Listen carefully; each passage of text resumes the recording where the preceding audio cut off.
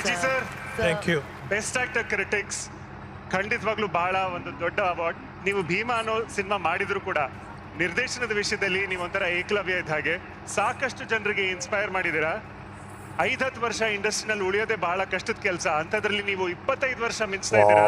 ಇವಾಗ ಡೈರೆಕ್ಟರ್ ಆಗಿ ಒಂದು ಹೊಸ ಚಾಪ್ಟರ್ ನ ಶುರು ಮಾಡಿದ್ದೀರಾ. ನಿಮ್ಮ ಜೀವನನ ಇವಾಗ ಮೆಲುಕು ಹಾಕಿದ್ರೆ ಏನ್ ನೆನಪಾಗುತ್ತೆ ಸರ್? ಏನ್ ಮನ್ಸಿಗೆ ಬರುತ್ತೆ ಮೊದಲನೇದಾಗಿ? ಡೈರೆಕ್ಟರ್ ಆಗಕ್ಕಿಂತ ಮುಂಚೆ ಆಕ್ಟಿಂಗ್ ಮಾಡ್ಬೇಕಾದ್ರೆ ಬರೀ ಆಕ್ಟಿಂಗ್ ಮಾಡಿದ್ವಿ. ಆಮೇಲೆ ಉಪ್ಪಿ ಸರ್ ಕಾಪಿ ಮಾಡಿಬಿಟ್ವಿ ಅಷ್ಟೇ. ಸೊ ಹಂಗಾಗಿ ಉಪ್ಪಿ ಸರ್ ನಮ್ಗೆ ಇನ್ಸ್ಪಿರೇಷನ್ ಡೈರೆಕ್ಷನ್ಗೆ. ಸೊ ಹಾಗಾಗಿ ಈಗ ಡೈರೆಕ್ಷನ್ ಏನು ಮಾಡ್ತಿದ್ದೀನಿ, ಸೊ ನಮಗೆ ಗುರುಗಳು ಎಲ್ಲ ಅವರೇನೆ. ಸೊ ಹಂಗಾಗಿ ಅವ್ರನ್ನ ತುಂಬ ಇಷ್ಟಪಡ್ತೀವಿ, ಅವ್ರನ್ನ ಫಾಲೋ ಮಾಡ್ತೀವಿ. ಹಂಗಾಗಿ ಇದು ಗೊತ್ತಿಲ್ಲ ನನಗೆ ಕೊನೆವರೆಗೂ ಒಂದೇ ಹಾರ್ಡ್ ವರ್ಕ್ ಮಾಡೋದಷ್ಟೇ ಗೊತ್ತಿರೋದು. ಅದು ಮಾಡ್ತಿದ್ರೆ ದೇವರೆಲ್ಲ ಒಂದು ಕಡೆ 100% ಎಲ್ಲರನ್ನು ಗೆಲ್ಲಿಸ್ತಾನೆ. ಬಹಳ ಧನ್ಯವಾದಗಳು ಸರ್. ಆಕ್ಚುಲಿ ನಿಮ್ಮಂತ ಲೆಜೆಂಡ್ಸ್ ಈ ಒಂದು ವೇದಿಕೆ ಮೇಲೆ ಬಂದಿರೋದು